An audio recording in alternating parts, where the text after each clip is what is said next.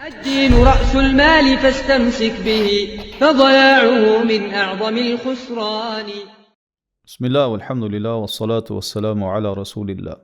Përderisa je ende gjallë në jetën e kësaj bote, dije mirë se Allahu të ka dhënë dhuratë madhe që ti t'i shtosh veprat e mira, që ti të pendohesh nga shkujdeset e gjunahet e mëkatet. Pra ende ke hapësirë për me vepru mirë, ende ke hapësirë për me u pendu, ende ke hapësirë për të bërë punë të mira për cilat do të shpërblehesh te Allahu subhanahu wa taala. Andaj nxito dhe mos rrim mbrapa, nxito sepse e vdekja të pret. Të vjen fatkeqësia e vdekjes, apo ka mundësi që prekesh nga ndonjë smundje e rëndë, apo çfarëdo lloj angazhimi i cili ta mundson bërjen e punëve të mira. Nëse nuk nxiton drejt punëve të mira, sa je ende gjallë, atëherë ta dish se do t'i biesh pishman shumë. Do ta shijosh hidhsinë e kësaj keqardhje të madhe. Allah subhanahu wa taala thot: "Wa anfiqu mimma razaqnakum min qabli an ya'tiya ahadakum al-maut." Dhe shpenzoni prej asaj që ne ju kemi furnizuar, para se ndonjërit për ju të vi vdekja, fa yaqula rabbi laula akhartani ila ajalin qarib. Dhe pastaj ai të thot: "O Zoti im, sikur të më jepje edhe pak afat, pak jetë, fa asaddaqa wa akum min as-salihin." Në mënyrë që unë të jap sadak, të jap lëmosh dhe të jem për njerëzve të mirë.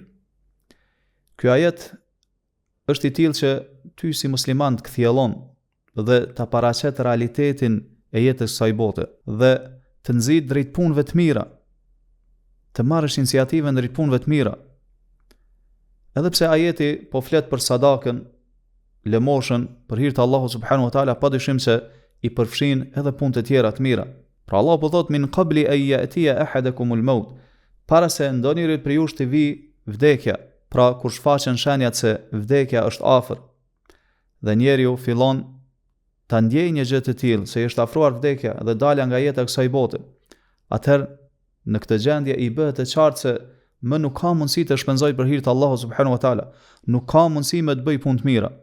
Andaj thot: "Fa yaqulu rabbi laula akhartani ila ajalin qarib." Thot: "O Zoti im, sikur të më jepje vetëm edhe pak afat, të ma shtyje për pak vdekjen, në mënyrë që unë fa asaddaqa wa akum min as-salihin, të jap sadak, shpenzoj lëmosh për hir tëndin dhe të jem për njerëzve të mirë." Kjo ajet po na mëson se çdo njeri i shkujdesur në jetën e kësaj bote, çdo njeri i cili nuk e ka shfrytzuar jetën e tij për hajër, kur t'i vjen vdekja, ai do të bëhet pishman dhe do ndijë keqardhje të madhe dhe do të kërkojë që sadopak, qoftë edhe për disa çaste të vogla, t'i shtyhet vdekja, në mënyrë që ai t'i korrigjojë gabimet e veta, të pendohet edhe të bëjë mirë. Mirë po, nuk ka asesi mundësi ma për një gjë të tillë. Dunjaja ka kaluar, është koha tash të kalosh në një fazë tjetër e që është ahireti. Pra secili njeri do të bëhet pishman kur t'i vi vdekja, aq sa është treguar i shkujdesur ndaj veprave të mira dhe bindes ndaj Allahu subhanahu wa taala. Allahu tregon në Kur'an se jo besimtarët do të bien pishman shumë për veprat që i kanë bërë në jetën e kësaj bote, pra kur do të ringjallen dhe do dalin para Allahu subhanahu wa taala, dhe do të kërkojnë kthim edhe një herë në jetën e kësaj bote, duke thënë: "Nujib da'wataka wa nattabi'u ar-rusul", në mënyrë që ne t'i përgjigjemi thirrjes tënde o Allah dhe t'i pasojmë të dërguarit. Mirë po, dunjaja ka kaluar dhe më nuk kthehet. Andaj ti si musliman duhet ta kuptosh realitetin e dunjas, duhet ta kuptosh premtimin që e ka dhënë Allahu për botën tjetër. Duhet vazhdimisht ta kesh të gjallë në mendjen tënde vdekjen. Sepse ne vazhdimisht shohim njerëz për rreth nesh që vdesin. Andaj duhet marrim mësim e këshill nga kjo. Kjo duhet të na bëjë të tillë që të nxitojmë drejt punëve të mira, drejt pendimit, ta shfrytëzojmë jetën në këtë botë. Duhet të na bëjë të tillë që ecim përpara dhe nuk kaplohemi nga dembelia për tasia. Duhet të na bëjë vigjilent të kthjellit, e jo njerëz që nuk e kanë kuptuar ende realitetin e kësaj bote, sepse realisht çdo defekt që e kemi nga dembelia për tasia jonë dhe ngesja prapa në punë të mira. Pejgamberi sallallahu alaihi wasallam thoshte: "Badiru bil a'mal", nxitoni drejt punëve të mira. Po ashtu Allahu thot: "Wasari'u ila maghfiratin min rabbikum", nxitoni drejt faljes së gjunaheve nga Zoti juaj. "Wa jannatin 'arduha as-samawati wal ard", dhe drejt xhenetit, gjerësia e cilit është sa qielli dhe toka. Po ashtu Allahu thot: "Sabiqu ila maghfiratin min rabbikum", bëni gara drejt faljes së gjunaheve nga Zoti juaj.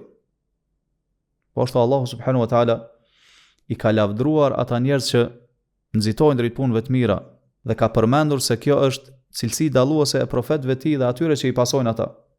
Allah thot innahum kanu yusari'una fil khairat wa yad'unana raghaban wa rahaba. Ata ishin tillë që nxitonin drejt punëve të mira dhe na luteshin ne me shpresë dhe me frikë. Elusim Allahun subhanahu wa taala që edhe ne të na bëj prej tyre. Wallahu a'lam. Sallallahu wa sallam ala nabina Muhammad.